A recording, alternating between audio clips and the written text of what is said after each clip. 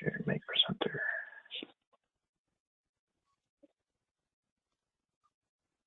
Okay, you should see my screen now. Is that right, Dennis? Yes. Okay. So welcome everyone. The first webinar of 2018. We took a couple of months off there in the January and February months, but we have an exciting schedule coming up. Everyone that is here received the email that is up on my screen right now. A few things of note on there. You have the date of what's happening. You have my email, Anthony Schmott from Tyndall Oliver. If you have any questions, technical or otherwise, about the webinar, you can ask me in there. Questions about the upcoming topics.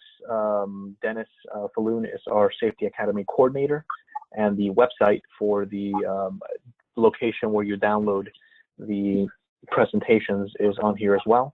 And there's also a link to join the webinar. If we follow the hyperlink to our website, it takes you to a location where some of the upcoming topics are on here. It's an ongoing process. We're working on getting presenters scheduled, and there's no completed webinars for 2018, obviously. And down here in the section by year, there will be a new section after today for 2018. This is the locations where the PowerPoint and the recording of the webinar will be located. Down below is the PDH form for 2017. Dennis will talk more about this, but for this webinar, it is okay to use the 2017 form. We're working with Larry Hagan to get the 2018 version of that. With that, I will hand it over to Dennis, our coordinator, for a quick introduction.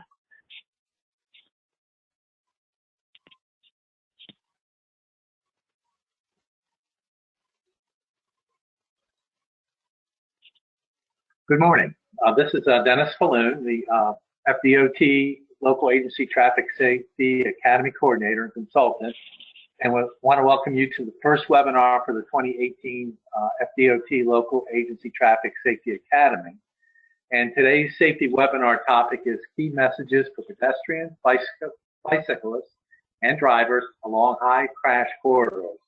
And this will be presented by Julie Bond, who's an MPA and a senior researcher and project manager at the Center for Urban Transportation Research, Qatar, at the University of South Florida, and Dr. Amy Lester, who is also a research associate at the Center for Urban Transportation Research, Qatar, and also at South Florida, University of South Florida. And Alex Henry is the Bicycle Pedestrian Safety Specialist for the FDOT District 7. Wanted to mention there will be poll questions today with today's presentation, so look forward to those, and Anthony will take care of those. Also, a survey will be provided at the end of the webinar, so please respond to it so we can get your input. With that, I'd like to give you a kind of a brief overview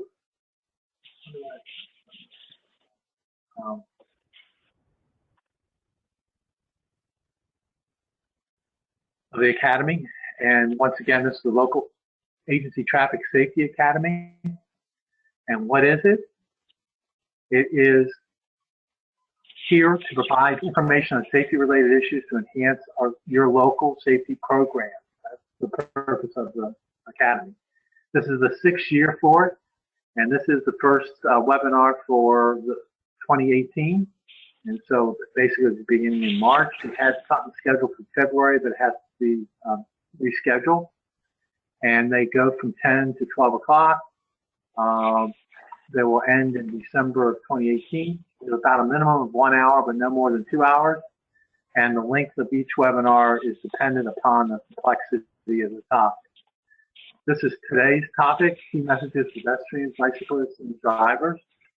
And also we have something coming up next Wednesday, an update of the FHWA Proven Safety Countermeasures Initiative. And additional webinars will be posted here, and probably from when you come on next week, if you participate in the webinar, there'll be other ones posted. Also, you can get your AICP credits. We process that through the AICP in Florida. And also, if you're a professional engineer, you get PDHs, and that's processed through this process. And out on the website, the form for the topic today it states 2017. The new one hasn't been sent in to us yet, but you can use that 2017 to submit your request. Also want to mention too that we're sending out a notice to everyone that's registered in our database to clean up our database. So it's going to request you to either unsubscribe if you don't want to participate anymore, or to provide some additional information. With that, I'm going to turn it over to our presenters. And Anthony, if you can switch them over, appreciate it. Yes, I will make Julie the presenter. While we are doing that also, I'm going to bring up a few poll questions on the screen. If you can please answer those questions when they come up. The first question is, what category do you represent? Are you a state or government agency, FDOT or other state agency? Are you from a local government, city or county? Are you a private business or a consultant? Are you from a university or college, or other? I'll give the audience a few minutes to respond. Julie, as a presenter, you're able to see the answers to the poll questions in the little dashboard, but I will read them out to you. If you don't want to mess with minimizing and maximizing that.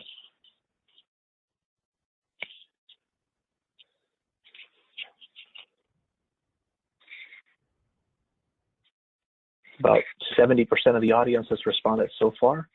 I'll give you guys another 2 or 3 seconds and we'll stop the poll.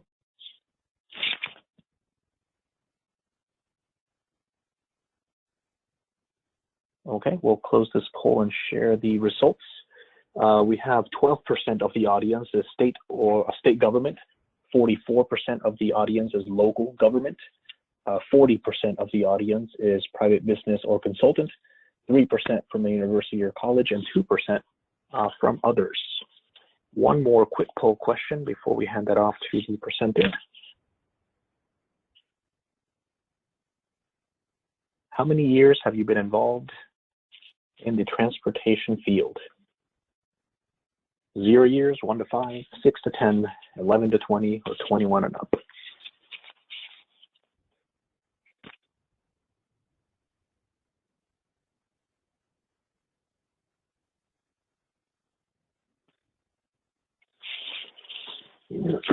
All right, we had a much quicker response that time. Everyone's awake. That's good. We'll go ahead and close this poll and share the results there. It looks like 5% of the audience is not involved in the transportation field. 23% of the audience between 1 to 5 years. 12% of the audience between 6 and 10 years. 23% of the audience between 11 and 20 years. And almost 40% of the audience more than 21 years. So we have a good cross-section of experience in the audience. Go ahead and hide that. And Julia, if you click on the prompt on your screen to share your screen, we'll be able to see your presentation.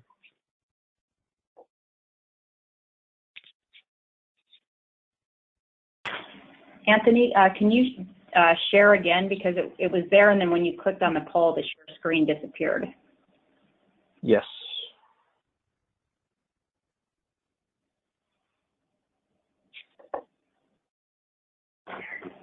You should have that prompt on your screen again? Yes. Okay. Perfect. We see your screen. Okay, great. Thank you very much.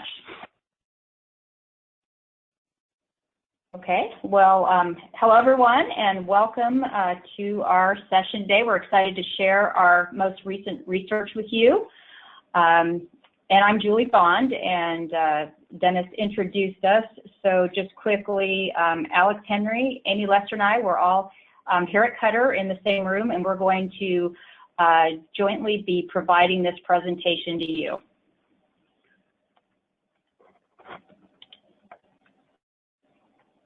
Okay, and Alex is going to begin. Hi, everybody. Like Julie said, my name is Alex Henry, and I was the FDOT project manager for this initiative. So before we get kind of into the weeds of how the research kind of fleshed out, I just wanted to give kind of a quick overview of some of the background of why the department was interested in supporting this project. So, as I'm sure many of you know, Tampa Bay has a big problem when it comes to our bicycle and pedestrian fatalities and injuries. And a lot of that is really focused in our urban counties, Pinellas, Hillsborough, Pasco counties. From 2012 to 2016, as you can see, 450 people were killed walking and 108 people killed bicycling, with over 6,000 people injured apiece walking and bicycling. So we have a large problem and a lot of work to do. So District 7 has traditionally been kind of involved in promoting educational efforts to support some of our engineering efforts. But kind of an issue with a lot of education campaigns is it's a limited resources that spread around a wide market. So we kind of thought, what if we could really take a few of our most problematic corridors and really focus in and develop some educational materials and messages that would really resonate with the folks that are walking and biking and driving along those problem corridors. So that was kind of the approach that we took with this project. The 3 corridors that we ended up going with, we picked one from each of our previously mentioned counties, Hillsborough, Pinellas, and Pasco. And we really looked for roads with a high number of crashes, a high volume of pedestrian and bicyclists along the corridor. And then also we really looked for corridors where maybe we had some engineering improvements along the horizon that we could use to kind of complement some of the education programs that we're developing. So what we came up with was Bush Boulevard in Hillsborough County, Park Boulevard in Pinellas County, and then US 19 in Pasco as our 3 focus corridors. As you can see on this slide, this is Bush Boulevard in Hillsborough County, a pretty wide and evenly represented concentration of both bicycle, vehicle, and pedestrian crashes. So these are definitely some high crash, high volume corridors. Like I mentioned, kind of one of the criteria for selecting all 3 of these corridors was we wanted to have some kind of engineering improvement on the horizon. Because I think we can all agree that encouraging appropriate behavior is a lot easier when there's appropriate infrastructure in place. So just kind of a quick overview of some of the things we have on the horizon on these corridors. On Park Boulevard, we have 3 new mid-block crosswalks that are programmed with an anticipated completion date of summer of 2019. Kind of a very similar thing on Bush Boulevard, where we have 3 new crosswalks and a retrofit on one of our existing mid-block crosswalks, which this project is a work program candidate. We should hopefully be getting funding in this gaming cycle. And then also on US 19, which is a little bit of a different animal. We're studying right now some intersection improvements and have to program some lighting upgrades at key intersections, as well as looking at opportunities for new signalized crossings. So with that, I'm going to turn it over to Amy Lesser, who's going to get kind of into the weeds of some of the research approaches. Sure, thanks, Alex. So the research approach that was used for this research project was the social marketing framework. And as a discipline, social marketing aims at promoting behaviors that benefit society as well as the individual. And it can really be applied anywhere where there's a priority audience and a behavior to influence. So whether you are looking to reduce speed or convince people to use public transportation, the objective in each case really is to influence behavior change. So social marketing, it's not science, but rather a professional craft that we use, which relies on multiple scientific disciplines to create programs designed to influence behavior on a large scale.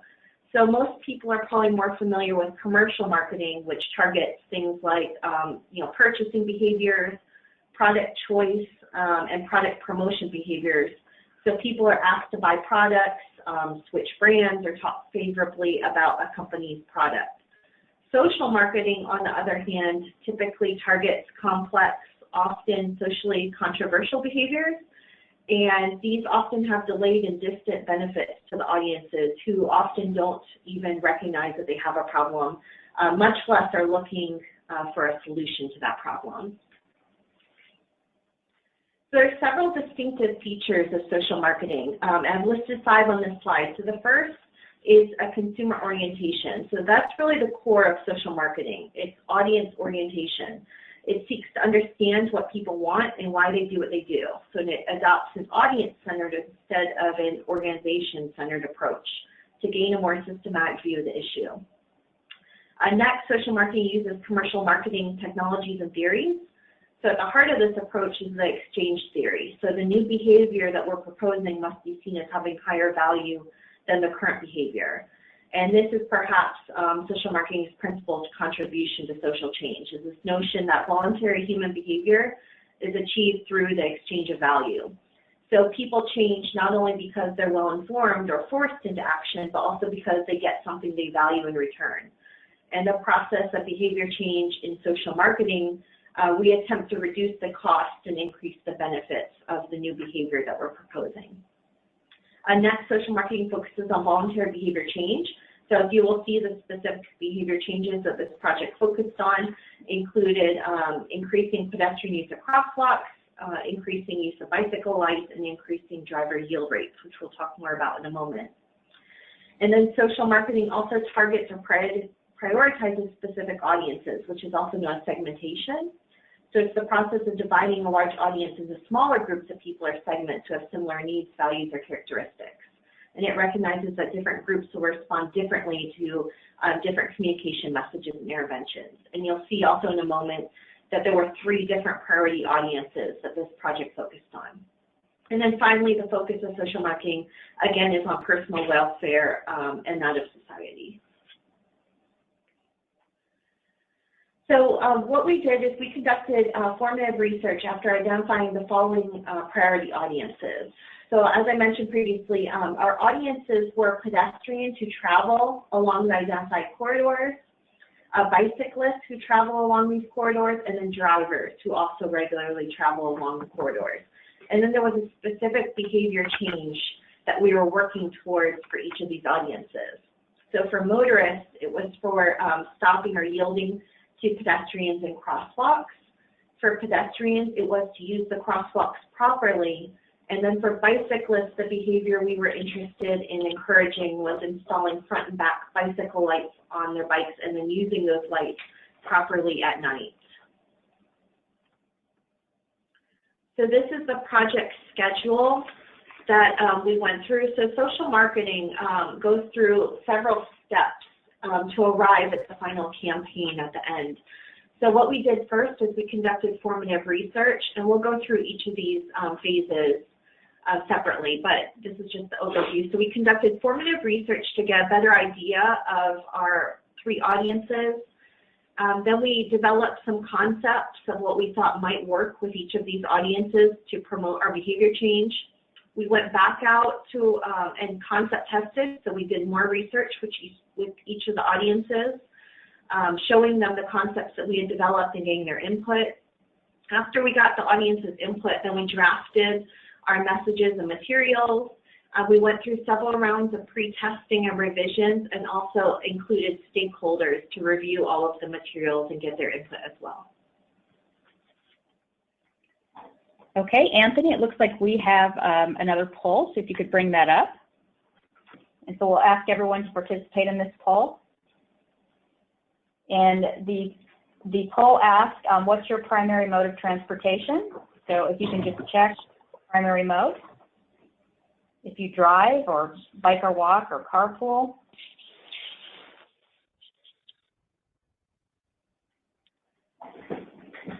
Okay, we'll take a few seconds to complete that.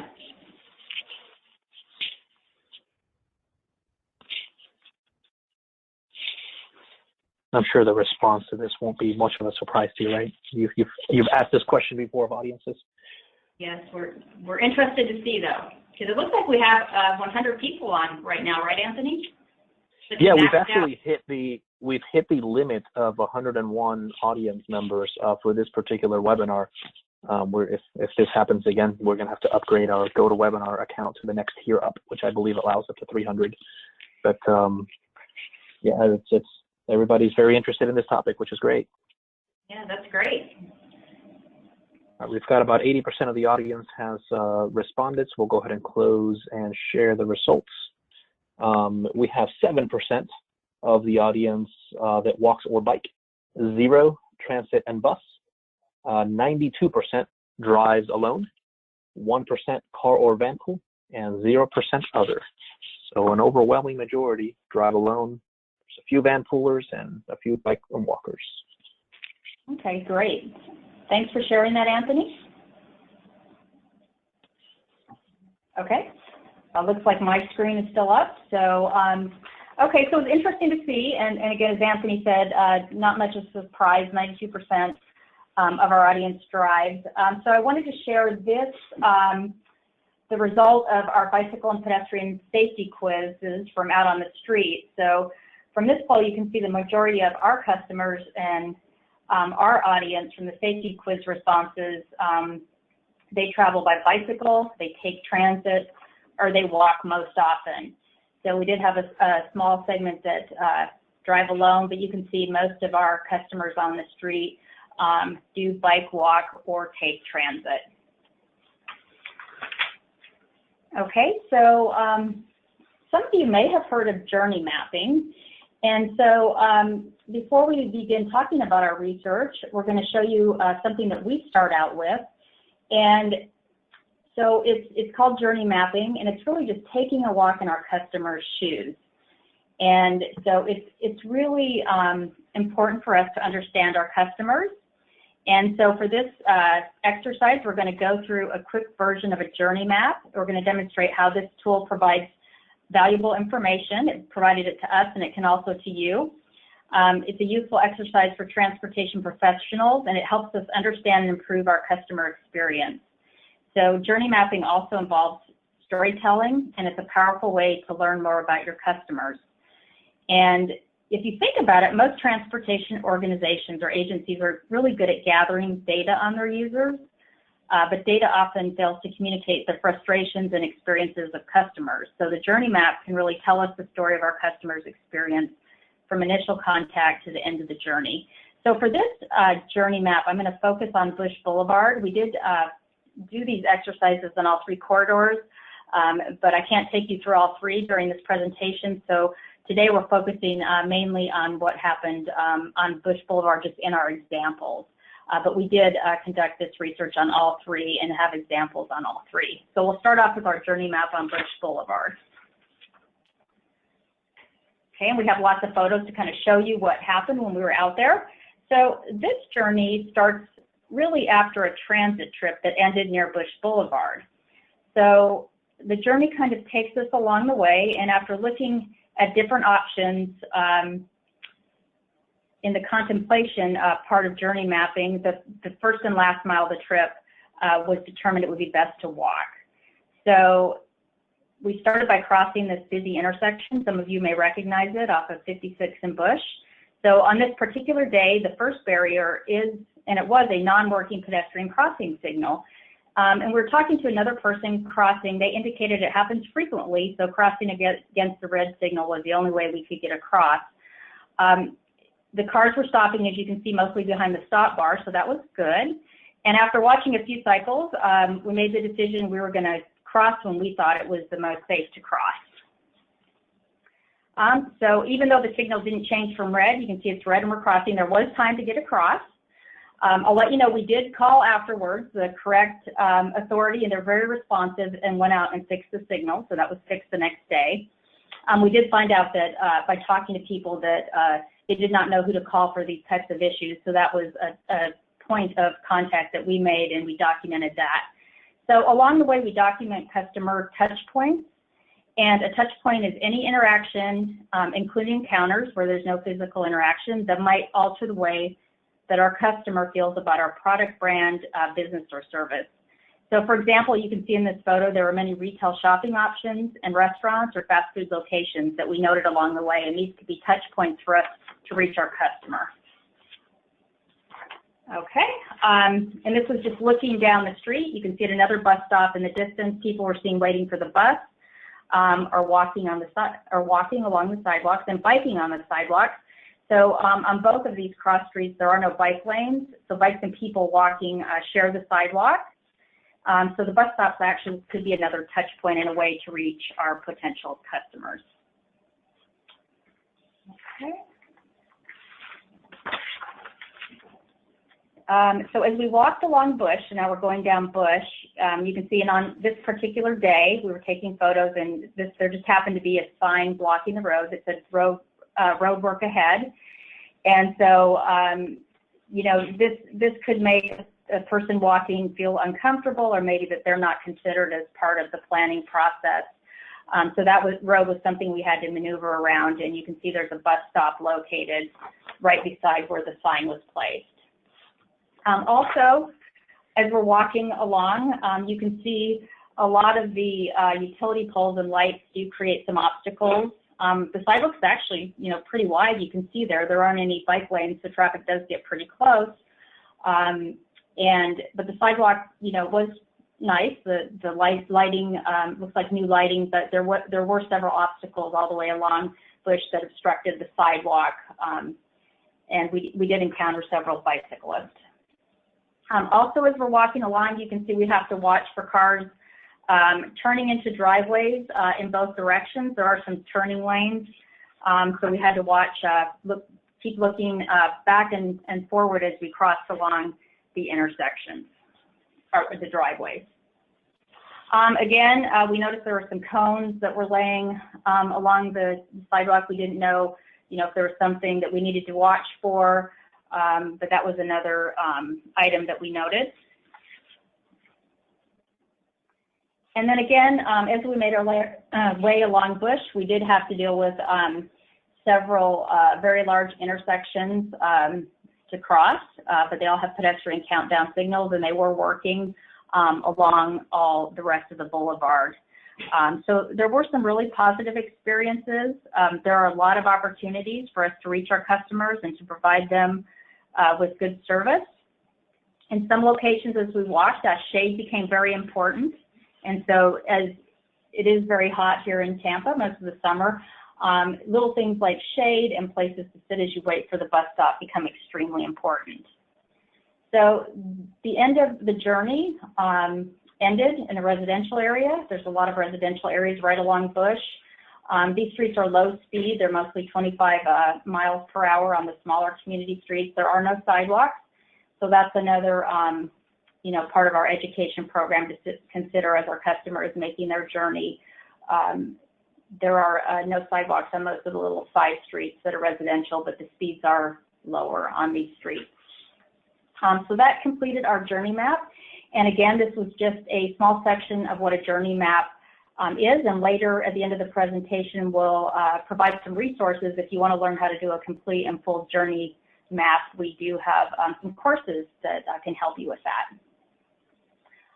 Also, it's important to understand the demographics associated with each high crash corridor.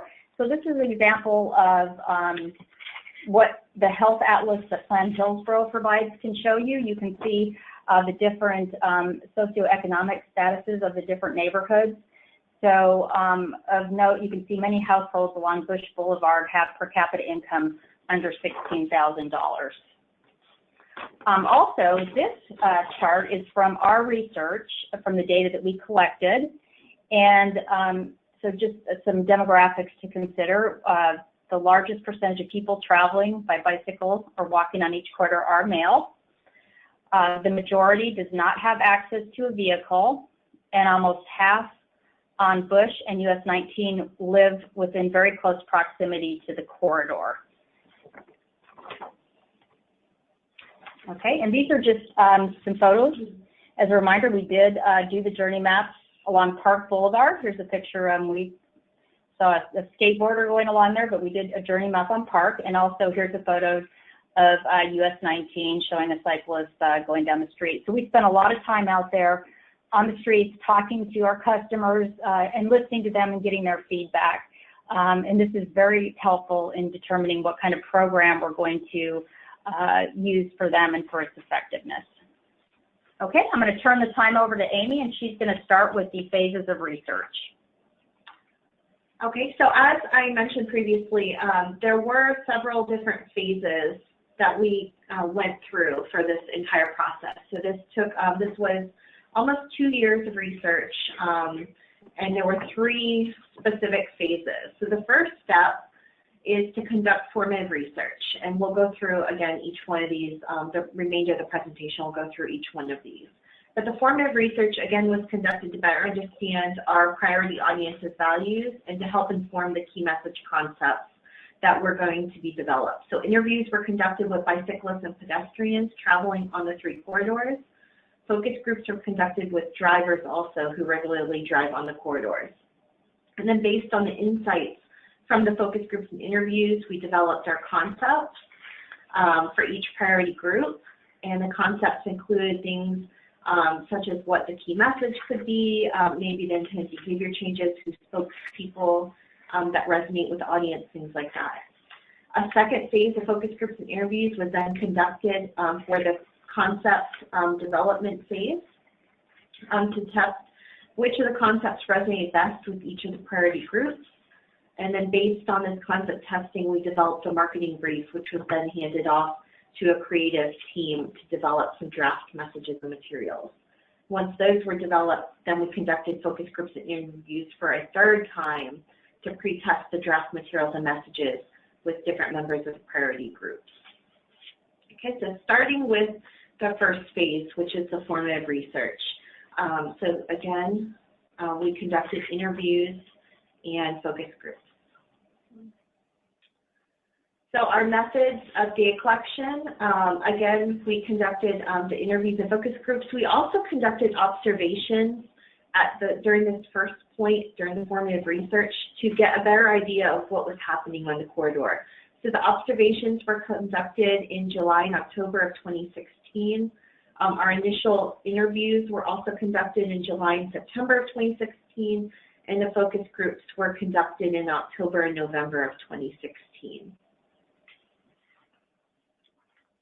So this is a photo of, this is on Bush Boulevard, but this is a photo of some of our observations taking place. So we conducted both daytime and nighttime observations. So daytime observational data, again, was collected between July and October 2016 for the 3 corridors. And pedestrians and bicyclists crossing at 4 signalized intersections along each of the 3 corridors were observed for a total of 16 hours. And each intersection was observed in 2-hour increments at different times and on different days of the week to capture the varying pedestrian and bicyclist behaviors. We used a standardized observation form, and we record items such as mode, direction of travel, crosswalk usage, whether or not they were distracted and what type of distraction, helmet use, travel behavior, and then we also captured a few things regarding driver behavior, such as whether or not a driver yielded to pedestrians in the crosswalk. And additionally, we conducted nighttime observations on the 3 corridors between November and December 2016, and bicyclists traveling near 4 signalized intersections along each corridor was observed for a total of 8 hours. And the purpose of this was to gather our data regarding bicycle light usage. So again, we observed each intersection for 2-hour increments on different days of the week. And we had an observation form to record bicyclist behavior, including items such as direction of travel, helmet usage, bicycle light usage, etc. So these are the results from our daytime observations, just as the type of mode that we observed. So as you can see, most individuals observed were pedestrian on each of the 3 corridors. However, US 19 did have a larger proportion of bicyclists than pedestrian. And we did see many differences between the 3 corridors that suggested that all 3 corridors could not be treated the same. And this was one of those differences, that US 19 has a much larger proportion of bicyclists compared to pedestrians. Okay, so here's just some more data from the daytime observations for both pedestrians and bicyclists. So you can see on Bush Boulevard, which is the blue bar, most individuals crossed the street using a crosswalk. And we saw this actually in all 3 corridors. So the largest majority did use the crosswalks. However, when we looked at whether or not they had the hand signal, the walk signal indicating that was the proper time to cross, we see about a 20 percentage point drop on each corridor. For bicyclists, we saw that almost hardly any bicyclists were wearing helmets on these corridors, and the largest majority were biking on sidewalks. And you saw from the journey map that Julie just presented that there were no bicycle lanes on Bush Boulevard. And then for US 19, there are bicycle lanes very sporadically, so not a lot present on that roadway as well. So we see most of our bicyclists are riding on the sidewalks on these 3 corridors. And then for the nighttime observations, you see that again, the largest majority were not wearing helmets. So this, was the same as what we saw during the daytime as well. Again, the largest majority are biking on the sidewalk. And then as far as the bicycle lights, so we captured during our observations how many people had no lights, and then we also recorded whether they had a front light only, a back light only, or a front and back light. So you'll see the largest majority were riding without bicycle lights at all.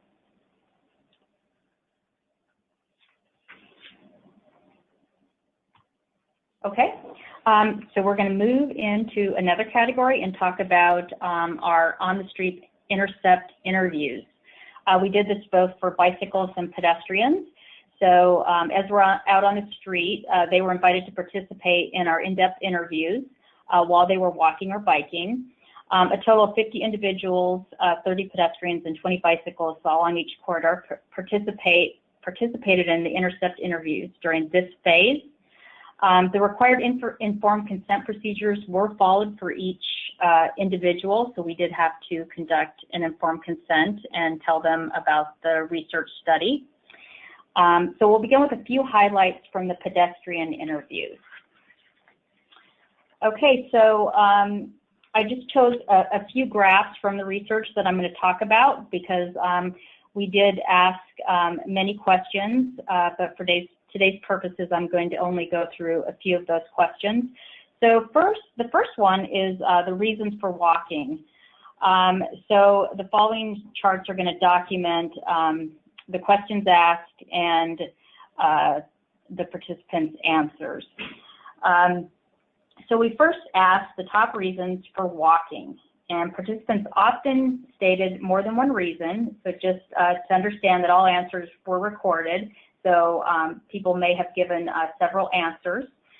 So, so from the chart, you can see the differences in response by each corridor also. Amy mentioned we did see several differences in the corridors, so you can see from the charts I'm going to show you. So the largest number of responses for reasons for walking were riding the bus as a reason for walking on Bush Boulevard, shopping as a reason for walking on Park Boulevard, and having no vehicle as a reason for walking on US 19.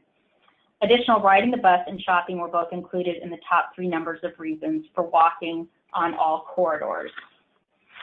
Okay, our next question that we asked was about their knowledge of pedestrian laws. So the most commonly identified law by respondents on each corridor, and again, this is in their words, was jaywalking. So that was what we heard quite a bit. They would immediately say jaywalking was a law that they knew. Additional laws that were identified regularly by the participants included obeying crosswalk signals and pedestrians having the right of way. Individuals on each corridor also frequently responded that they did not know any of the laws related to pedestrians or walking. So you can see the differences in this chart.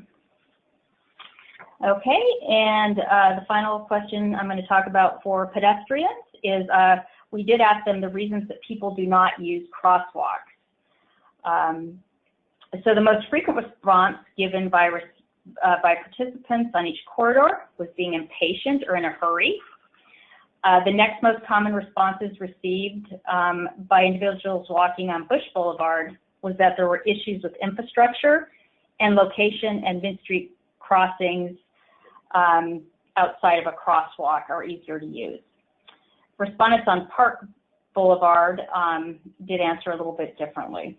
So US 19 participants identified location, and because people did not want to use the crosswalks as the next 2 most common responses. And again, we have several more questions we ask in charts, but I'm just going to go through 3 of each of these.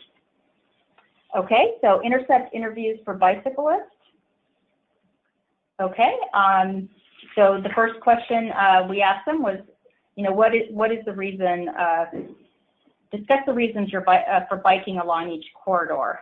So you can see by this chart, bicyclists on Bush Boulevard and Park Boulevard identified shopping as the primary reason, while bicyclists on US 19 had a slightly higher response rate, that people bicycle on the corridor because they do not have a vehicle.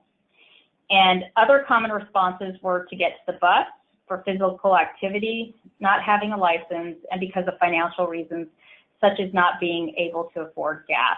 So these are the top reasons in these charts. There were some other reasons stated, but these are the most common that we heard. Okay, the next one we asked is about knowledge of biking laws.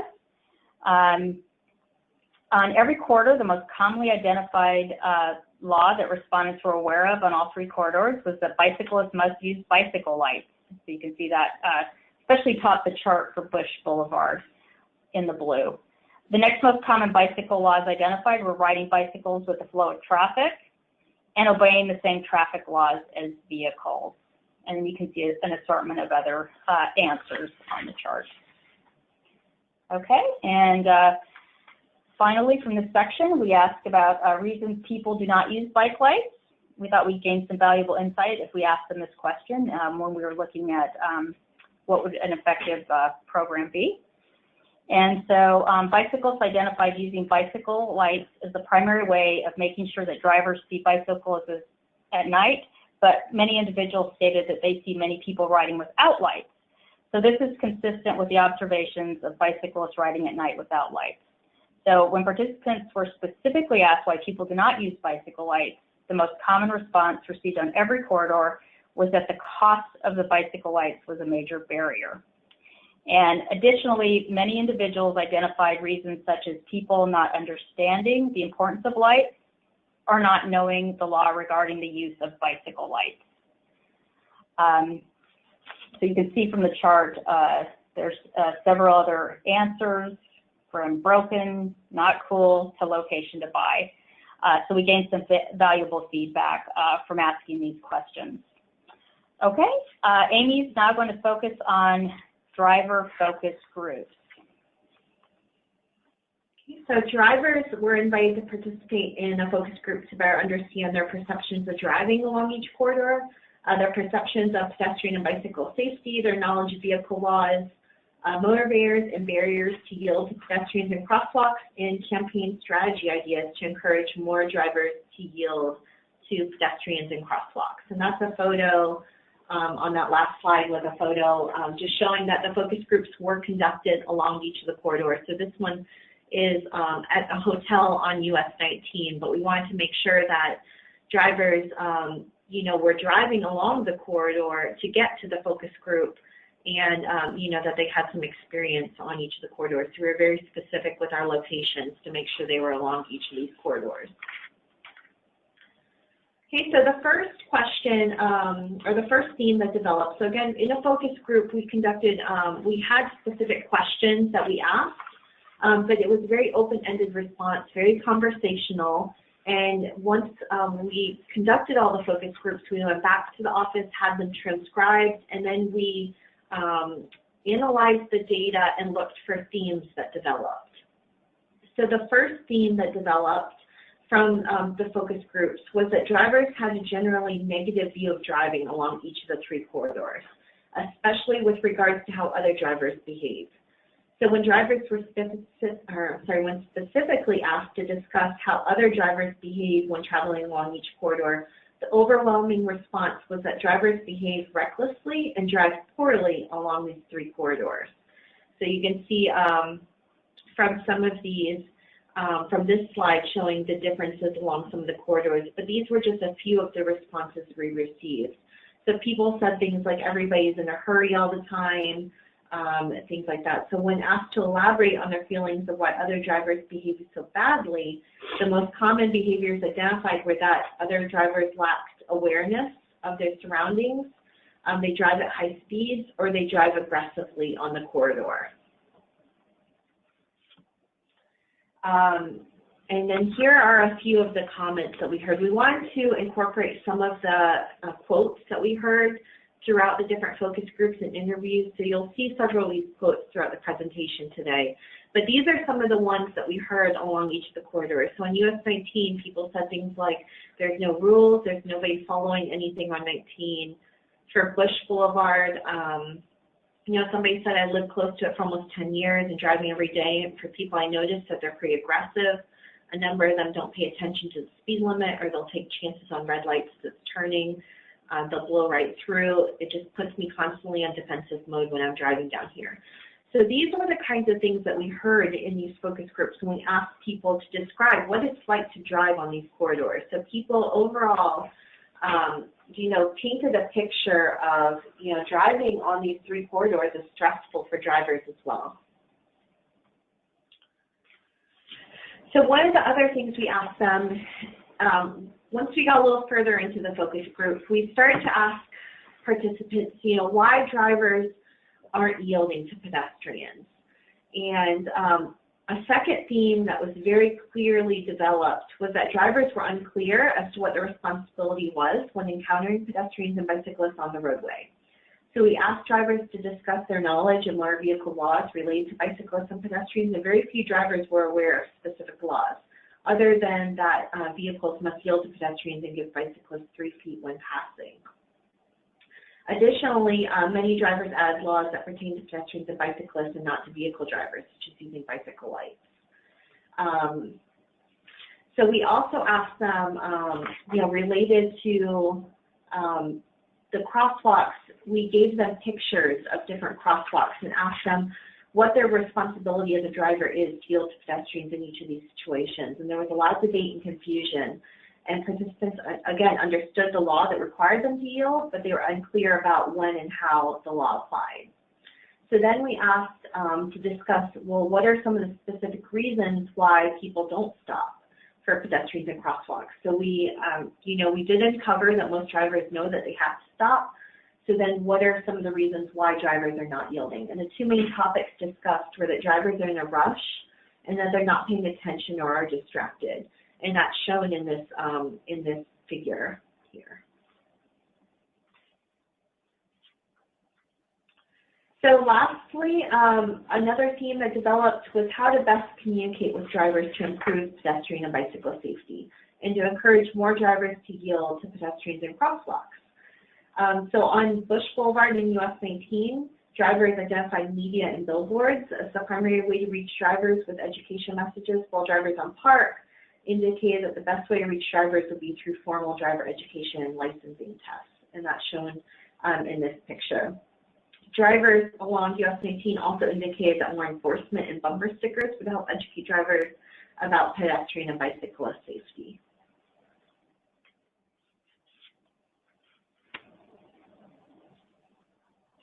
Okay, so the second phase, once we completed the formative research phase and we analyzed the data and we came up with what the themes were and what we heard from all of the pedestrians and bicyclists and drivers, then we went back to the office with all of this data and we developed concepts based on this analysis.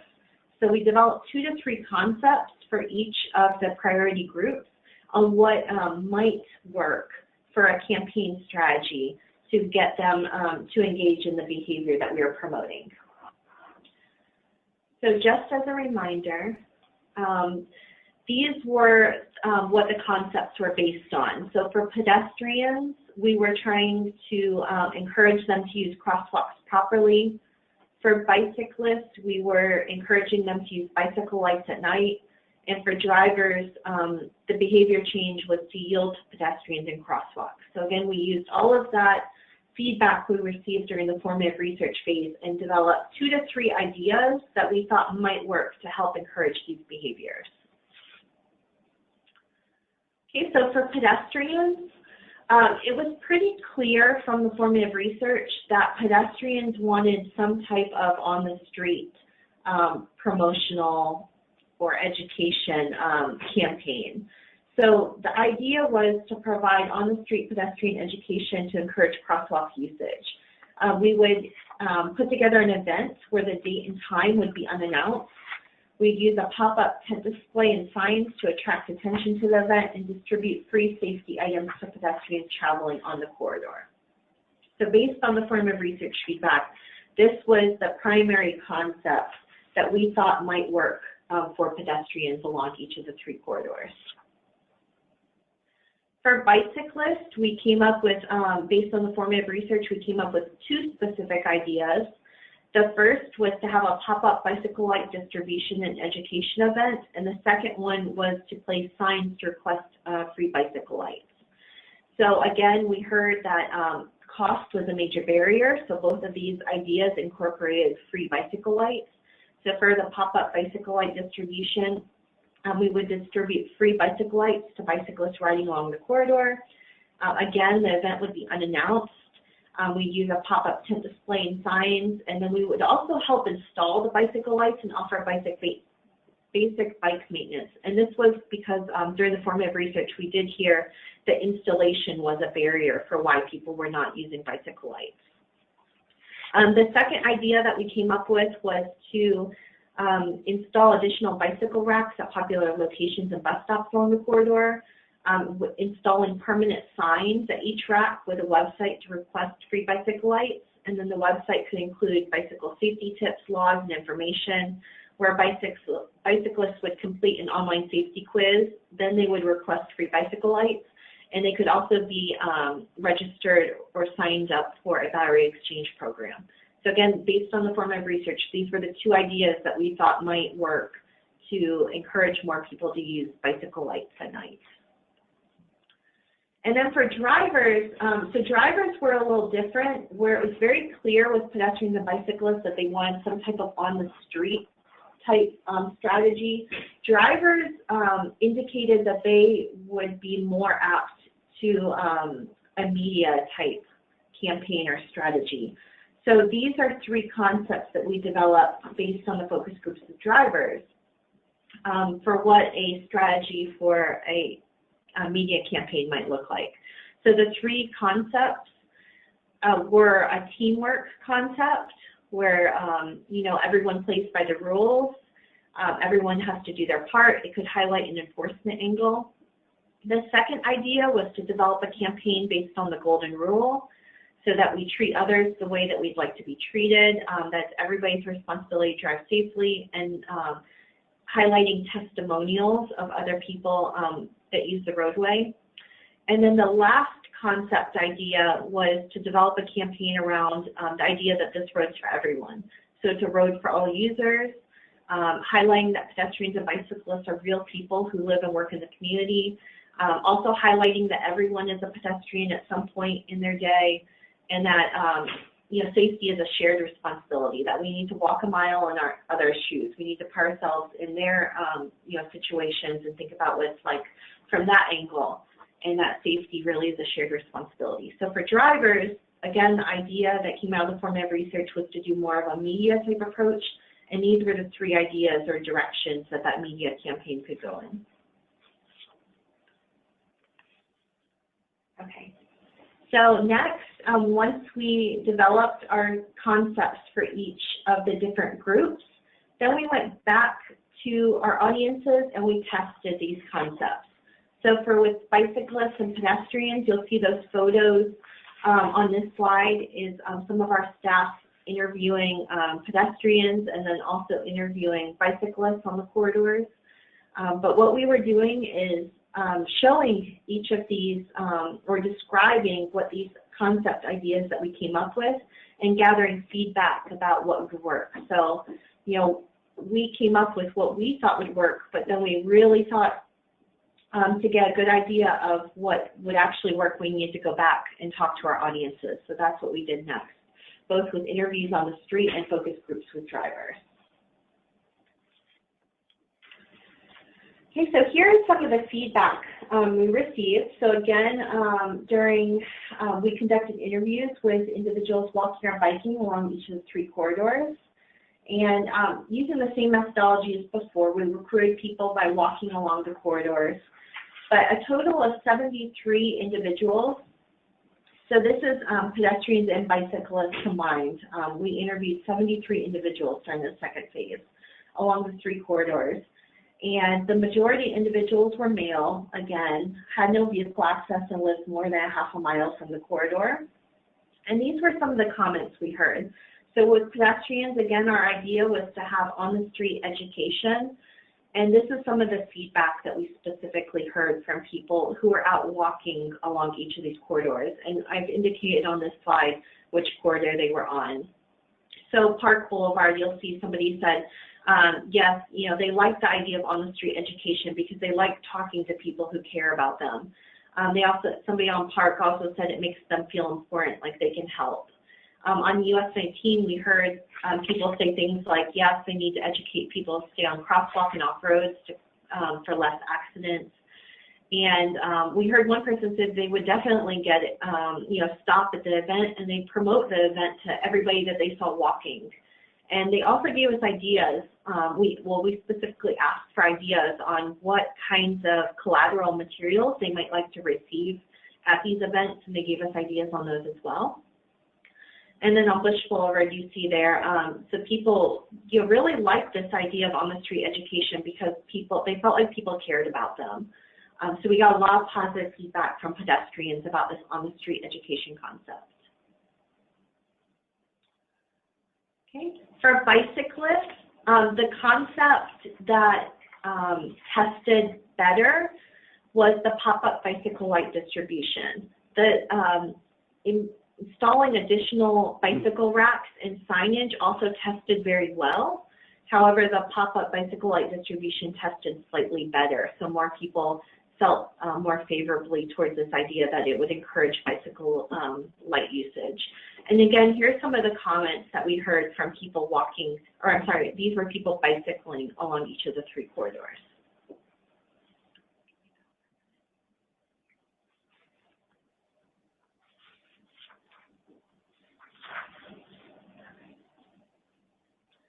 Okay, and then finally, for drivers, again, they participated in focus groups. And one of the activities that we did, so we presented each of these 3 ideas for the direction of a media campaign. And then we got, we received a lot of feedback about the 3 ideas, things that people liked, that they disliked. But at the end, we asked people to rank the 3 concepts from the most preferred to the least preferred, and this table represents the results of that ranking. So you'll see the majority of participants from Bush Boulevard and Park Boulevard both chose concept 2, which is a campaign that highlights the idea that this road is for everyone, and that was their preferred concept. The majority of participants in US 19 chose concept 3 as their most preferred, the golden rule. However, the road for everyone was just one person behind. So, and then what we also learned from concept testing with the drivers is that, first, the teamwork concept they felt was very overused, and they did feel like that was a good concept for this type of campaign. However, the golden rule and the road for everyone, they did test favorably. So what we did was we incorporated those elements of the golden rule that people really liked, and we incorporated that into our second concept. So we didn't completely throw out the third concept. We just took those elements that they specifically liked, and we used those with concept 2 to make that a better strategy. So after completing, this round of concept testing with drivers, we developed our media campaign strategy based on the idea that this road's for everyone and the shared responsibility and mutual respect for all people. Okay, we are now in phase 3. So this research did involve many phases and revisions to the campaign based on what we heard from our customers. So this third phase involved pre-testing the revised concepts for drivers, pedestrians, and bicyclists. Okay, so first for drivers, so based on the results of phase 2, we did develop a marketing brief again, so it was developed for each priority audience to guide the development of the creative materials and strategies. The marketing brief worked well. You can hand a marketing brief off to a professional media firm, and then they can develop the campaign, and we did do that during this project. So in order to position the marketing campaign for the highest potential for best case outcomes, we again pre-tested the potential messages and strategies by conducting the interviews on the street with pedestrians and bicycles again, the focus groups, and we also did an online survey that we'll talk about a little later with stakeholders, because it's important to get our stakeholders' feedback also throughout this process. And again, the purpose of all this testing is to get input into this decision of which idea to use for the final marketing brief. And again, that would be handed off to a professional marketing firm for the final revisions. So 2 rounds of pre-testing were conducted. After the first round of pre-testing, draft materials were revised to include suggestions received, and a second round of pre-testing was completed. So we did conduct focus groups again along each corridor in the months of September and October 2017 with drivers. We had 48 total participants. We did recruit participants via Facebook advertisements targeted to households in close proximity to these corridors.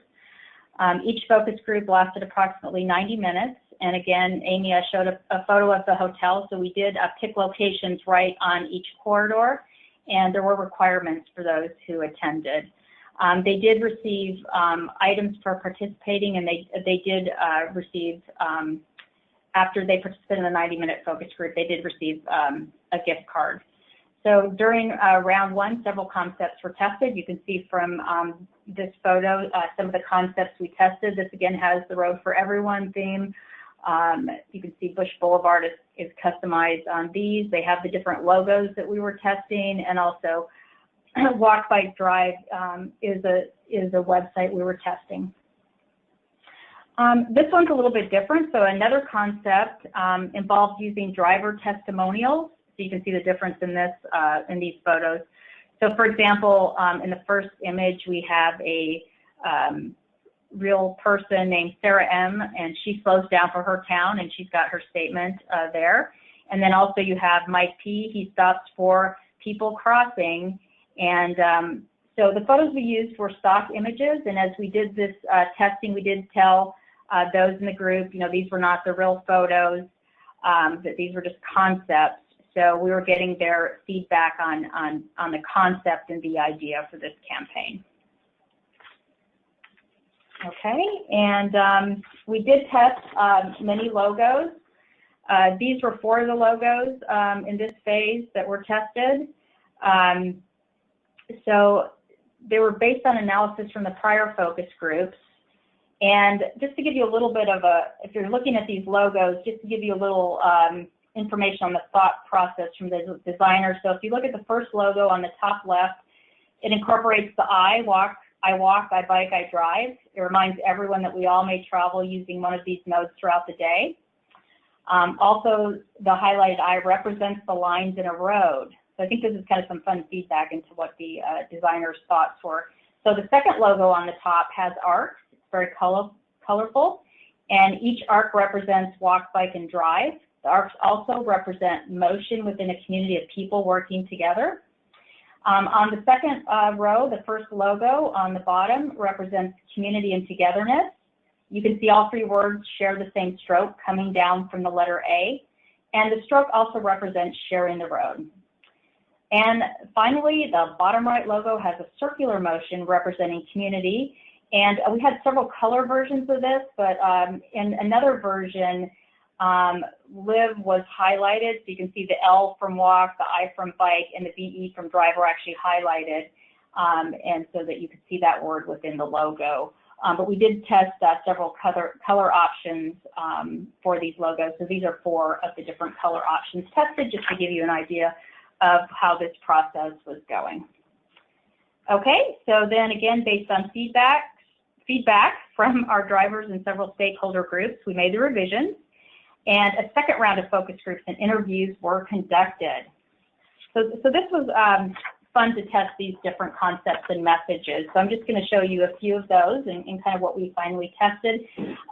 If you recall in the prior slides, we had real photos, and we found that this became a big distraction in our focus groups because people were focusing solely on what the photo looked like and not the message. All our comments coming back were, you know, I don't like the way this person looks, or you should do this with a photo. So we came up just with some concepts of what a photo may look like. So of course, this is not what the actual ad or billboard or whatever it may be will look like. This is just a concept so they can get an idea, and then it did help with them focusing on our message. So, so for this specific mock-up, it's of a billboard, and the message is simple and straightforward. It includes a hashtag, and we included that for each corridor, so you can see hashtag Park Boulevard. The hashtag tested well in prior pre-testing.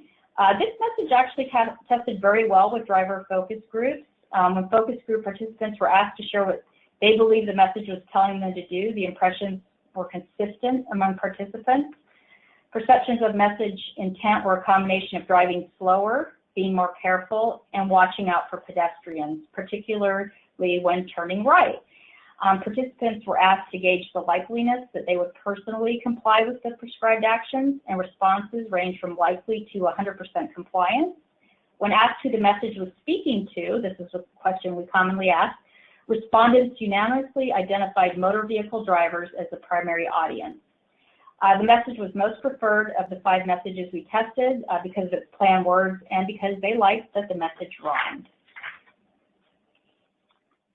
Okay, so these are examples of some other messages, and again, the communication channels I'll show you can be varied and different from each message. This was just a way to test it.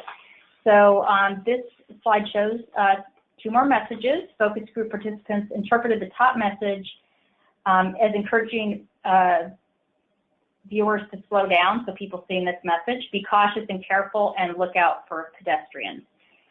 They identified drivers, particularly those who are inexperienced or in a hurry, as the primary intended audience, but noted others would benefit.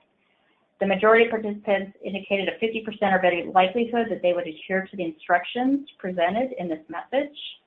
And feedback from participants was positive. There was an overall appreciation of brake, B-R-A-K-E, versus B-R-E-A-K, so they noted on that. So it says take a break, crossroad or not, there may be pedestrians in your blind spot. However, there were some concerns about this ad, and this ad would be revised if used, that some viewers wouldn't understand the play on words. One respondent indicated that felt the message was too wordy, and there was some confusion on blind spot. Many people indicated they thought their blind spot was only to the rear and not to each side. So that message could be, again, revised. So that was our feedback from our customers. The bottom message diverges slightly in format from the other messages, as you can tell. It portrays a non-specific business, vehicle, and staff. So participants interpreted the message as the business owner and employee asking viewers to emulate their behavior by being cautious, stopping at crosswalks, and that the business's staff want pedestrians to be safe.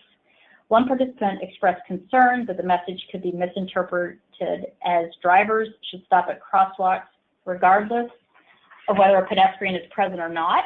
So, you know, we're hearing both the good and bad on all of these. Those who participated in the focus group session indicated they were overall less likely to carry out the interpreted instructions as compared to the first 3 ads. So there was really a mix of compliance on that one. So this ad, as you can see, and again, these are just put on different communication channels. So this is kind of on a bus stop, but there are all different options that we can use with it. So when they were asked to explain what they thought this message meant, please wait, stop for pedestrians, not just the law, it's also a really nice thing to do, was telling them all responses thematically included driving slower, being patient, and letting pedestrians safely cross the road. Respondents indicated a 60% likelihood or better for complying with this message. Drivers, particularly those in a hurry, were identified as the primary audience for the message, though 2 participants additionally mentioned bicyclists and pedestrians were the next most preferred because participants appreciated being reminded about the law, and the message encourages politeness. So from this photo, again, I just randomly selected some of what we tested so you can see what an ad could look like on a door hanger. This could be a post card, and free coupons tested out well for these. And also, as at gas stations, we had a high percentage like that idea that is some communication channel where we could reach our priority audience. And then other communications channels tested were bumper stickers or window clings for vehicles and business windows. And this also, we just wanted to show you, one of the mock ads may look like on a cell phone, because this was another good channel of communication for drivers. So using Facebook ads, for example, you can use geofencing if someone is in, say, a donut shop. The ad could be targeted to those people who are in that, have frequented that business. So it's pretty amazing what you can do with geofencing and getting messages out to people who may be visiting businesses along each corridor. Okay, and now I'm going to turn the time over to Amy, and we're going to talk about our stakeholder review and our online survey format. Okay, so as Julia mentioned, we also conducted stakeholder review. So this is a very important part of the process to get our stakeholder feedback on these different messages and campaign strategies and logos and what their feedback is as well. So an online survey using Qualtrics was designed and it asked questions similar to the focus groups, and we distributed this to individuals to better understand how they viewed the two different logo designs and the messages developed for the campaign, and additionally how each individual would respond to the designs as it viewed along the 3 high crash corridors. So stakeholders were recruited to participate in the survey through an email sent by the research team, and stakeholders included local transportation professionals. So this is showing what some of the results look like from Qualtrics. So one of the questions that we asked people to do is we showed them the image. So this was the message, give it a minute. It says your regularly scheduled drive will resume momentarily. And the question asked stakeholders to click on the area of the message or of the advertisement that stands out the most. And it's a heat map showing that the person on the bicyclist was clicked most often. We also asked participants to state how likely they would be to engage in the behavior after viewing the message. And you'll see that most everybody chose extremely likely. One individual chose that they'd be somewhat likely. However, all participants stated that they felt this message was speaking to drivers. When asked if they felt that any part of the material was offensive, that was another question we asked. One participant stated that the bicyclist should be looking at the driver. So he said the biker should be watching the car.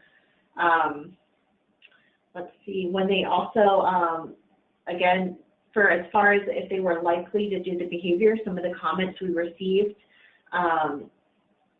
was to be patient for crossing bikes and peds. This is what they felt like the message was saying. To be patient, a crosswalk that is being used, wait for pedestrians and cyclists to cross before proceeding.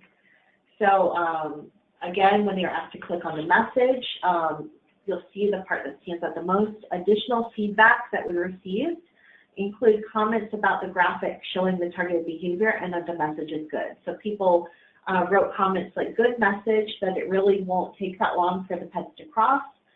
Somebody said, I like the logo. I like that the good behavior on both drivers and peds is being shown. Ped looked a bit distracted, which may reinforce impatient driver stereotypes of slow pedestrians, leisurely crossing and slowing them down. Like the general idea of the message, but feel like it may come off a little snarky. So those were some of our stakeholder feedback that we later incorporated. This was a second message, again, from the Qualtrics survey. So this is the hold tight, always look before you turn right. So most participant stakeholders stated that they believed this message was telling them to wait before turning right, and that they would be either extremely likely or somewhat likely to do the behavior after viewing the message. Although everyone agreed about the overall message was telling them to do, several participants stated that they were confused about the hold tight phrasing. So they said things like, I did not know initially what was meant by hold tight. I like the rhyme, but couldn't you just say stop? And hold tight is what grabs my attention. If I were in my car driving and only caught that part, I'm not sure that I would know what that meant or associate it with looking for pedestrians, although the graphic helps. All participants stated that they felt that the message was speaking to drivers, and no one felt that there was anything offensive about the material. When they were asked to click on the area that message stands out the most, participants clicked primarily on the image of the driver in the rearview mirror, followed by the hold tight phrase. And additional feedback received include comments about the graphics showing the targeted behavior and that the message is good.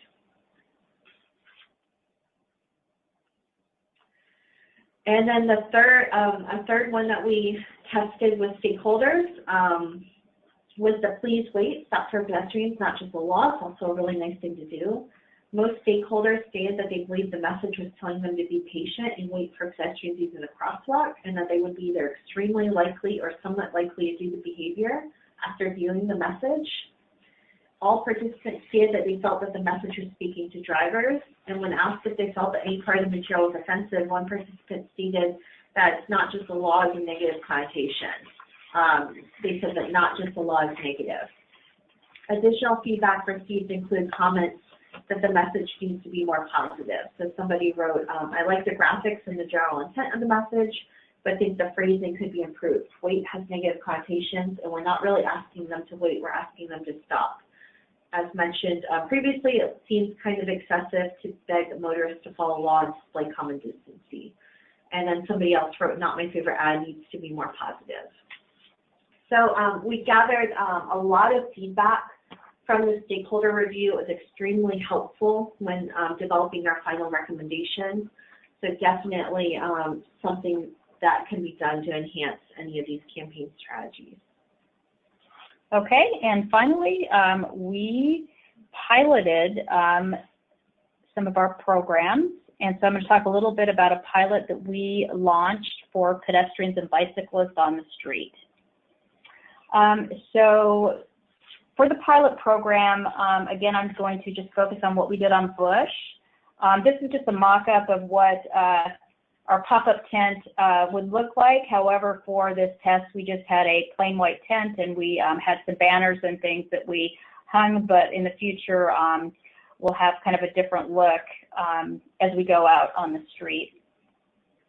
So on Bush Boulevard, our partner was Enterprise Rent-A-Car. So for these on-the-street programs, we find a partner who will let us set up near their property or on their property, and it needs to be on the street. So Enterprise Rent-A-Car has been a good partner in letting us go out and pilot our programs on Bush.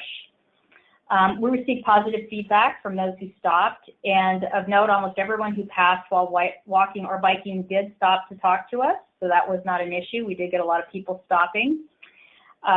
People completed the safety quiz, so we have a safety quiz that we give them. We gather information back on their knowledge of laws and their perceptions of walking and bicycling in their community.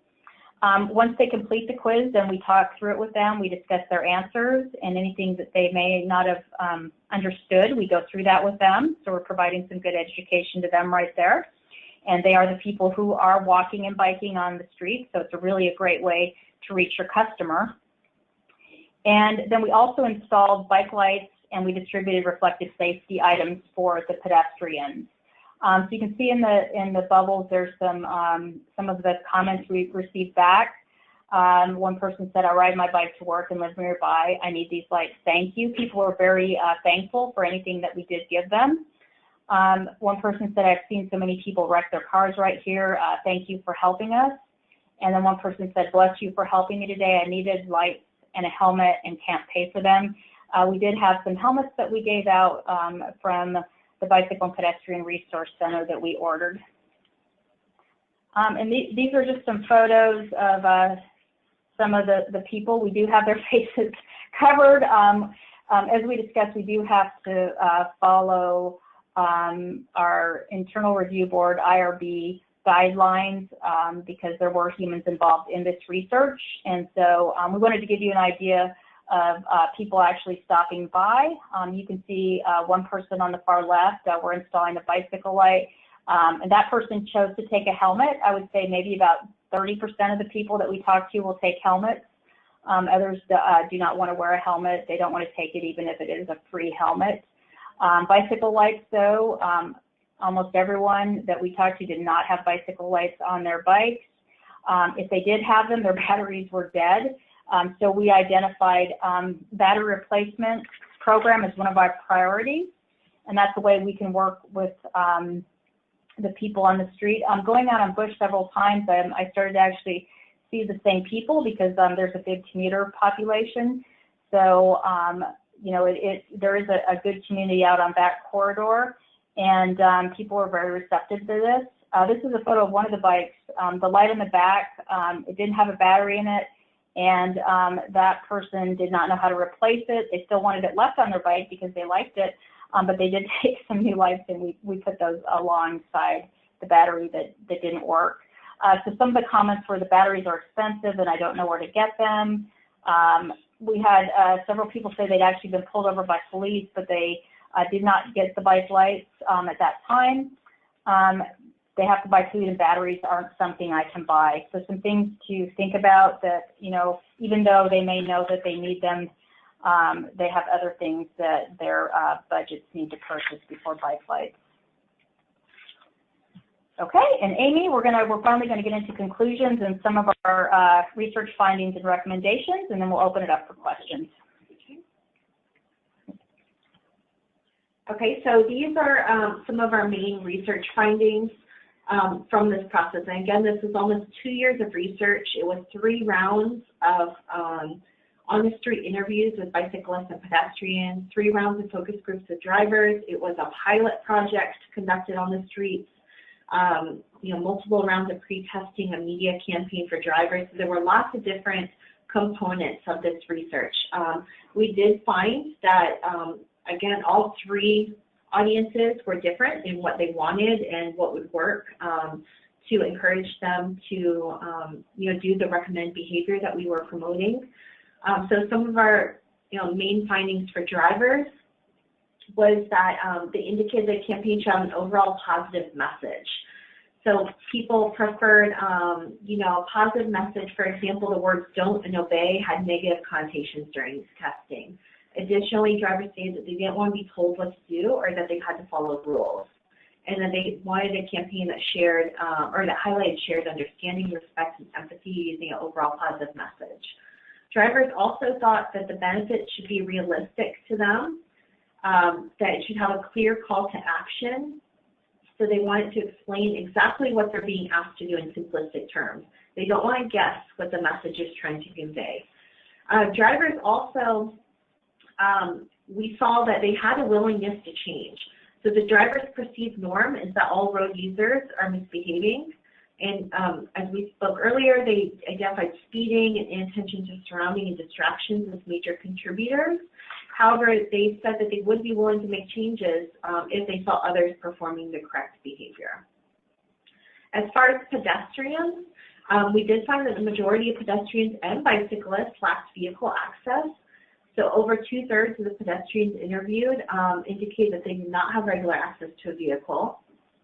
On Bush Boulevard in US 19, nearly 2/3 of individuals lived within a half a mile, whereas on Park, less than a third of individuals lived within a half mile. Over 75% of pedestrians and bicyclists were male.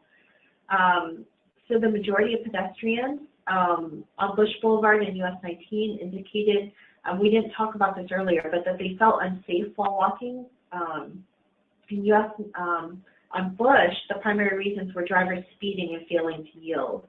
On US 19, the drivers, you know, a lot of the pedestrians have prior crash experience. We also found that pedestrians were knowledgeable about pedestrian laws, especially in their words, jaywalking. However, they stated that they weren't aware of any other laws, and that we did find that the majority of pedestrians do use crosswalks. However, they're not always using them properly, and then when they don't use crosswalks, the #1 answer was that they were impatient and in a hurry. For bicyclists, again, most lacked vehicle access. We saw that most rode at night without any lights, and that was from our observations. And then during our interviews, we found out that cost was the largest barrier to why that they're not using the lights. Some other interesting things we found from bicyclists is that bicyclists perceived a lack of empathy. They felt like drivers didn't care about them or understand what it's like to ride a bicycle on the roadway with heavy traffic and no bicycle lanes. And also, bicyclists stated that the police officers, followed by family members, were the most trustworthy sources of information regarding bicycling. So that helped us develop some of our recommendations as well. Okay, and so this slide highlights a few of the recommendations made from the research to achieve the behavior change of increasing the proper usage of crosswalks on each corridor for pedestrians. And so after the successful pilots, we recommended implementing consistent pop-up pedestrian safety events. So those would have to be frequent and consistent to reach pedestrians traveling along each corridor and to provide one-on-one education and free useful safety items. We found this would be the best way to reach the people who are walking and biking on the streets. We also recommended the implementation of an interactive incentive-based intervention strategy. We would partner with local businesses to engage pedestrians to use crosswalks properly. We had a lot of good feedback from the business community that they would like to partner with us.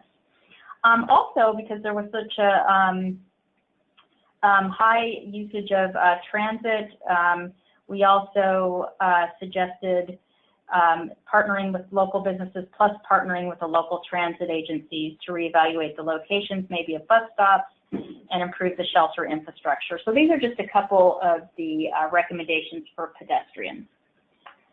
For bicyclists, some of the recommendations made, and again, this is to achieve the behavior change of increasing the use of bicycle lights at night on each corridor.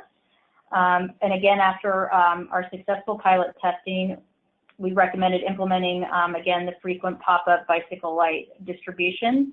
Education events, we found if we combine those events for both bicyclists and pedestrian, it works well because we have many of each coming up to the tent at the same time. So we want to make sure that we have education and items for both pedestrians and bicyclists at the same time.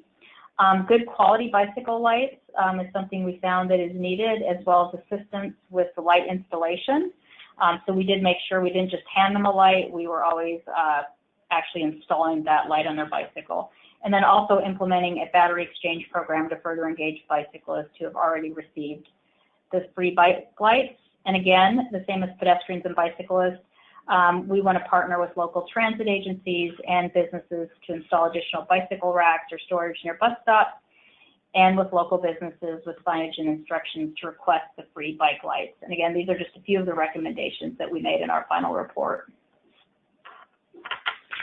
Okay, and for drivers, a few of the final recommendations that we made to achieve the behavior change of increasing driver yielding rates of pedestrians properly using crosswalks. The first one, again, slightly different than the pedestrian and bicyclist recommendations.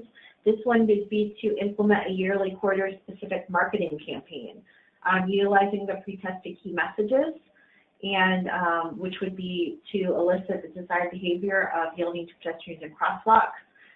The aim for the campaign would also be to change social norms, since we did hear from drivers that there is a willingness to change if they see others, and improve the livability of the corridor by reaching individuals who live near and drive along each of the corridors regularly. Something we also heard was, again, partner with local businesses and employers on each corridor to reach their customers and employees who consistently drive in the area.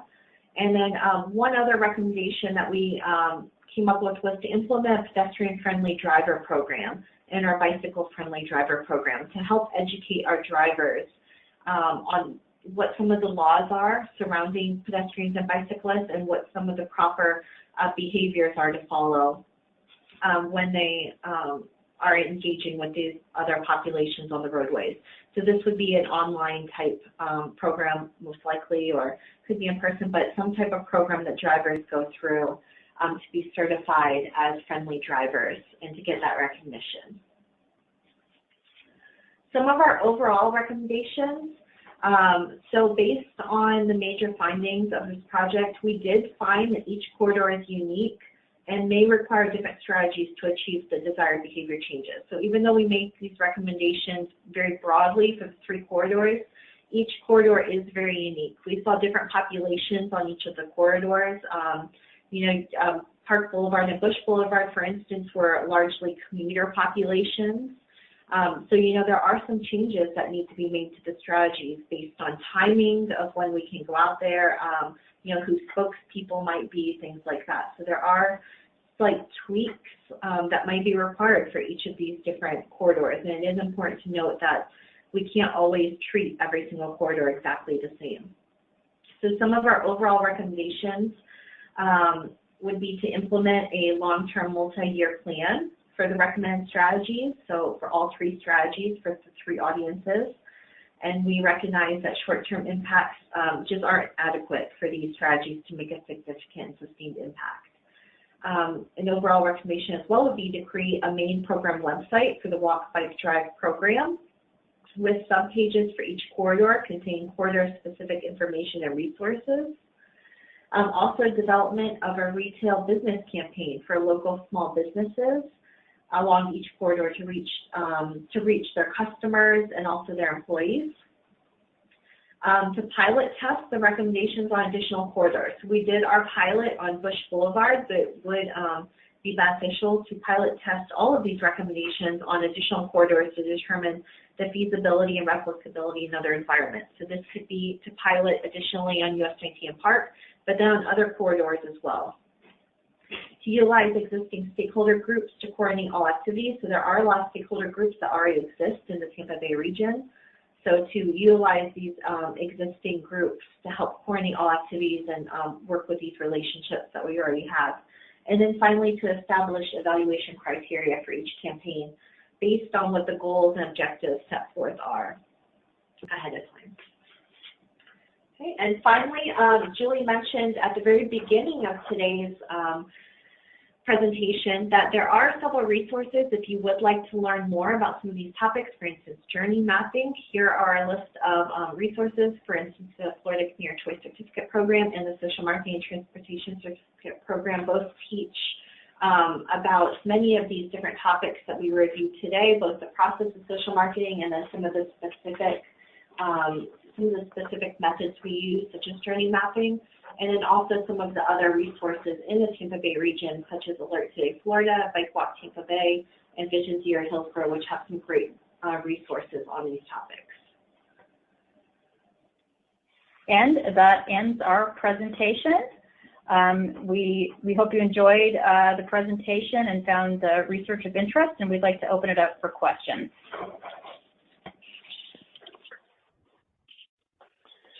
Hey guys, it's Anthony here again. There are a couple of comments and one question so far in the chat. We'll give folks a few minutes to gather their thoughts on the things that we've just seen to see if there's any other questions that come along. The question that is in here says, great program and presentation. The national stats supported by some recent local studies show that a large percentage of fatal pedestrian bicycle crashes where the pedestrian is under the influence of drugs or alcohol at the time of the crash. Was any thoughts on countermeasures or educational programs for this countermeasure, for this component of the problem considered? Yes, we do understand those statistics, and we do understand that is an issue. You know, and there are a lot of parts of this research we didn't discuss. Just some items come to mind as we were on the street. For example, we did speak to many people who had been impacted by either getting hit as a pedestrian or even in the driver focus groups. We heard from people who had loved ones that have been killed in traffic crashes. So that's something that really impacted me, and I wasn't expecting that we would talk to so many people that had actually been involved or known people. But back to the alcohol involvement, you know, we are looking at different partnerships from that. I remember speaking to one man who was on a bicycle, and he said he had actually been hit while he was intoxicated, and he had ended up with $1.5 million of medical expenses. And so, you know, there's an opportunity there to partner with some of our local medical facilities. And also, as we're out on the street, you know, we're still talking about all safety concerns, plus the partnership with the medical community, with local businesses, and also, of course, with enforcement. But you know, there is a real human factor with the pedestrians who are out there. So, you know, we're hoping to partner with some of the different health organizations to look at this issue and to really help the pedestrians who are out there walking. And Amy, did you have any comments?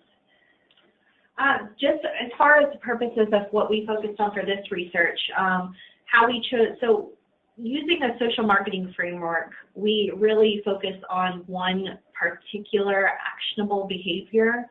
So that was an specific behavior that we did look at the beginning stages of trying to decide which behavior we wanted to focus on. However, that was not chosen as the final behavior to focus on for the purposes of this project. So that's why we focused on one particular behavior rather than several others that would have been very good topics to focus on as well.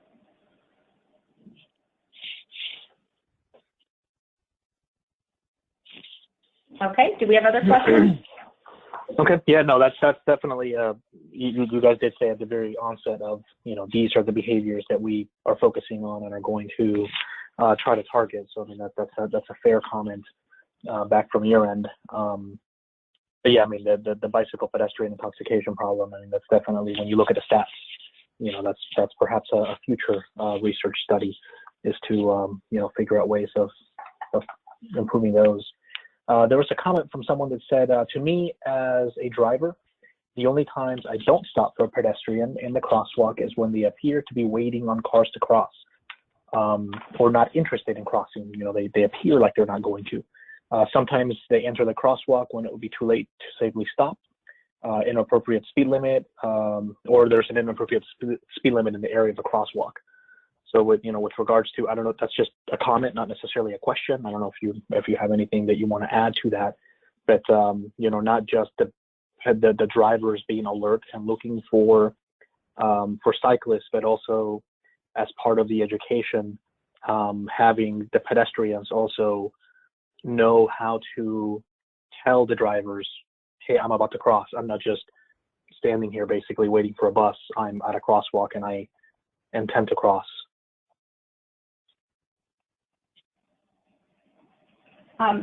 We heard a lot of feedback from drivers on this, and also on pedestrians. One of the communication channels we tested were 3 radio spots, and I guess kind of what I remember most about the feedback from drivers is after they listened to some of the radio spots, and one of them talked about how pedestrians were out there and they were just trying to get around. It's hot out there, the infrastructure may not be built for them. And, many of the drivers sort of thought about that and had empathy for the pedestrian. So, we look at it from both angles, but it was interesting to hear the driver thoughts on that, they did care for the pedestrians and they did want to stop, and they kind of got it when they started thinking about that, we're all out there just trying to get around, so we have to look out for each other.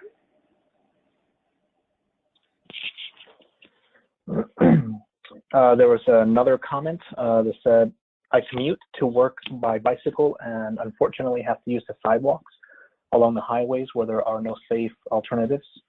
This includes no bike lanes along the highways where it would be suicidal to use them so close to traffic, going in excess of 50 miles an hour. We need a system more like Western Europe that has bike lanes off the street next to the pedestrian sidewalks. Any thoughts or comments, when you were interviewing people, the cyclists in particular, indicating that they do not like the bike lane to be on the road and would prefer maybe a multi-use path or something like that? The only thing I can remember hearing on US 19, we did hear a little bit of that they felt like even if there were bicycling sporadically on that corridor, and people stated that even even with those bicycle lanes, they did prefer to ride on the sidewalks. However, like I had mentioned, US 19 was not a commuter population. These were people more out leisurely biking and, you know, a lot of retired, like older adults, or it was a large proportion of people who are homeless and transient who had a lot of prior crash experience history. So on that corridor, we did, you know, we did hear a little bit of feedback regarding that they felt, you know, it was safer to ride on the sidewalks. And again, that was also because the bike lanes were sporadic where they would start and stop in several areas.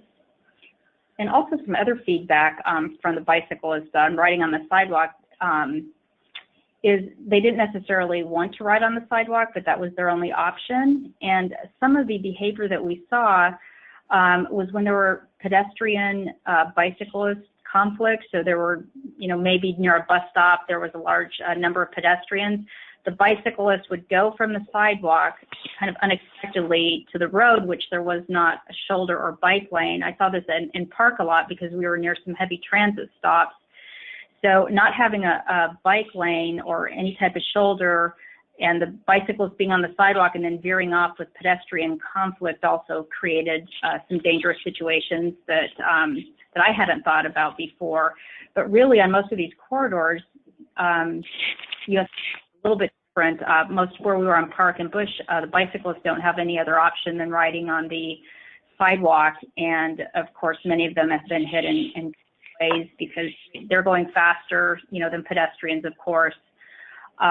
So yes, I mean, you know, getting some great infrastructure like that would be great. You know, it's not going to happen for many years. So we're really trying to work with what we have and try to make us the most safe environment we can for what we have to work with right now. So, you know, the truth is the bicyclists are probably going to continue to ride on the sidewalk. So we want to get out there and help them the best we can and make them visible and aware. And if we can get all road users to acknowledge that and work together, I think right now, you know, because looking at the statistics, we really need to try to work together and find a solution for this. So I hope that answer helps a little bit because yes, we would love the great infrastructure, but right now we have to work with what we have. Back to the conclusions or recommendations. It seemed like the pedestrian component has some educational, you know, the jaywalking and learning of the rules and things of that nature. But what about the educational material for edification of cyclists? The person wrote that many cyclists also seem unaware of the rules of the road, especially the ones that apply to them. And you know, we're coming again here with an audience that's 95% drive alone. And, you know, me being one of those people, I see that as well, where, you know, you stop at a stop sign and the cyclist doesn't always stop. They kind of hop back and forth between the bike lane and the sidewalk. They don't always, you know, it's just, they sometimes are treated like cyclists and sometimes treated as bicycles. So is there a component in your recommendations of beyond doing the bike racks and the bike lights for education for the cyclists as well? Yeah, I think kind of once again, the main kind of focus of this was targeting the specific behavior, which was using bike lights, which I think we thought we maybe had, you know, the most opportunity to maybe make a positive behavior change.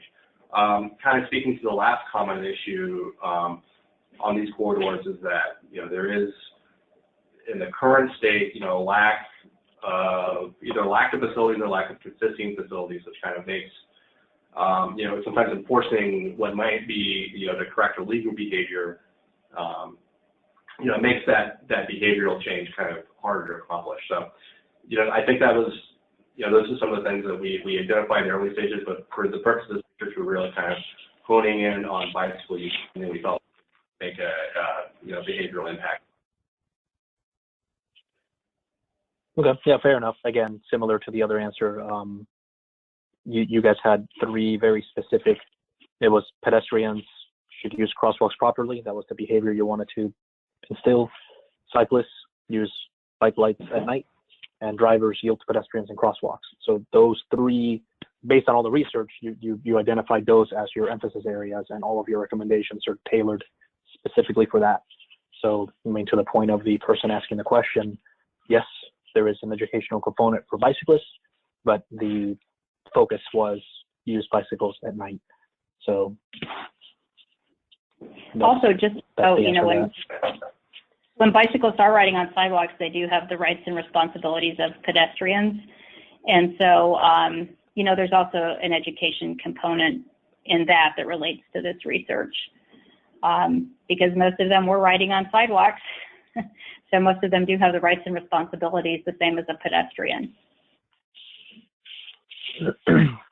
With regards to funding, how are battery exchange programs and bike lights and these things, like where's the funding come from? We have, you know, along with this research and a lot of our educational influence, we have kind of some set-aside state funding at FDOT that we've been using to kind of fund our educational outreach and some of our materials as well. Also, we have had interest from local partners here. You know, can't announce who they are, but we have had some interest in them donating bike lights to us. And so there are some different private sources that we're looking at right now to help fund extra bike lights, because you know, to really make an impact, we're going to really need to get out there frequently and you know, get the bike lights on, make sure they understand the battery replacement, understand how to use them. You know, it is great that we do have some interest from nonprofits in the private sector in helping us fund along with the state funding contribution for bike lights. There's no other questions in the chat, but I've got a personal one. So, like, what are the next steps? Now that we have these recommendations, we have these, you know, the study, we have this information, what happens next?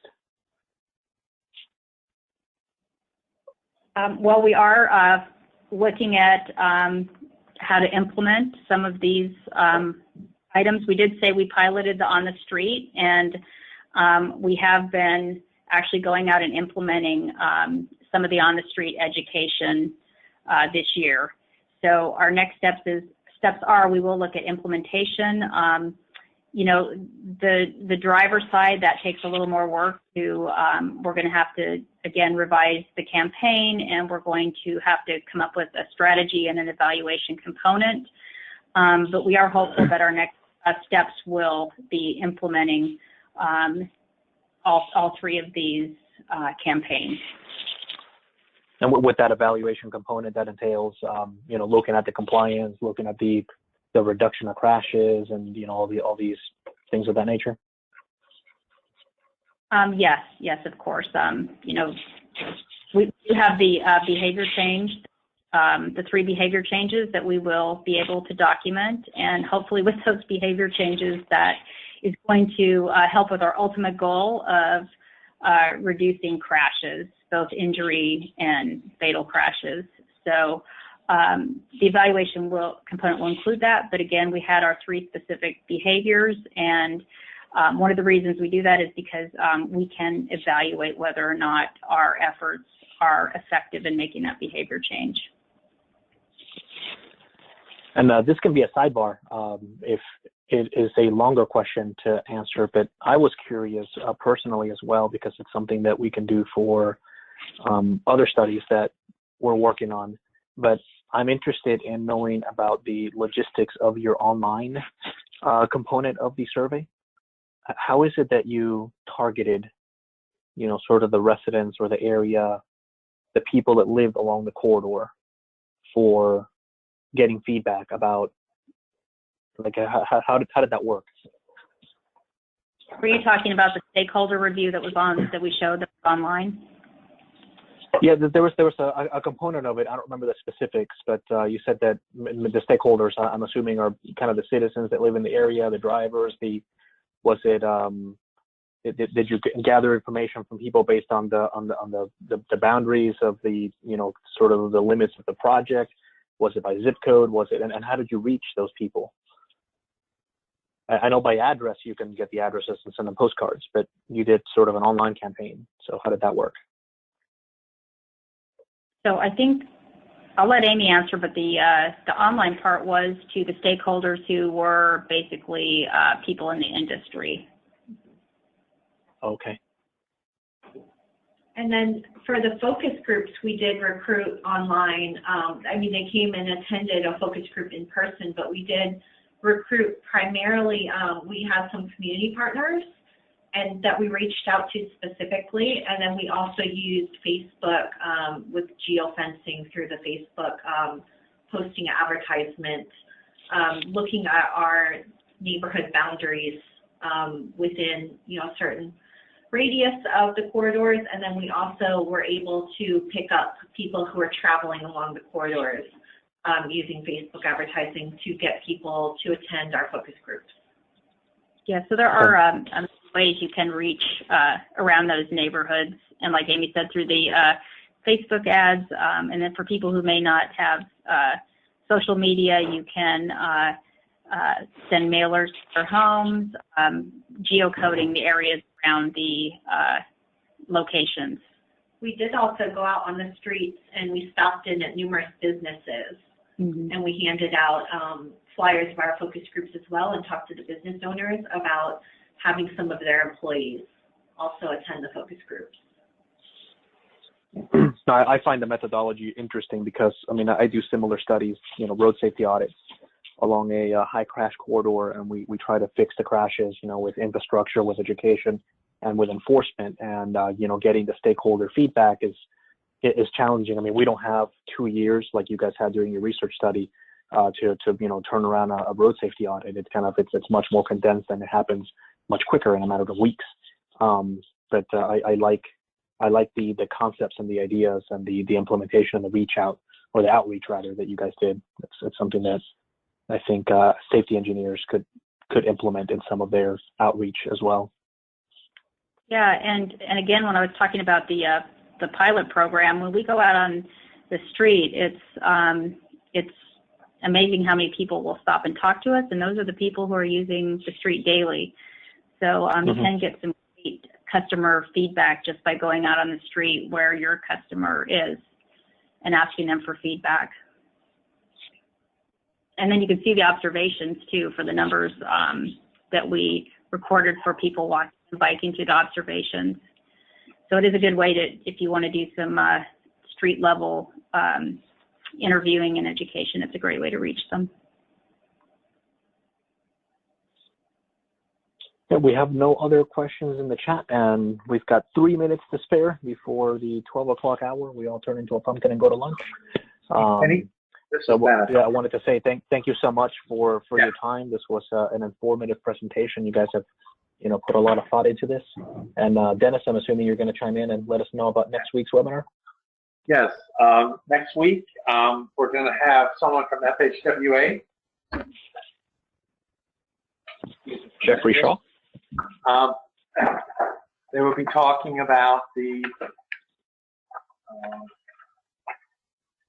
update of the FHWA Proven Safety Countermeasures Initiative, and his name is Jeffrey Shaw. He's a PE. He's with FHWA. That'll be next Wednesday. But I also wanted to thank Julie and Amy, Dr. Lester, and Alex for the presentation. It was a really good one, and I appreciate that very much. Looking forward to feedback from the attendees on the survey.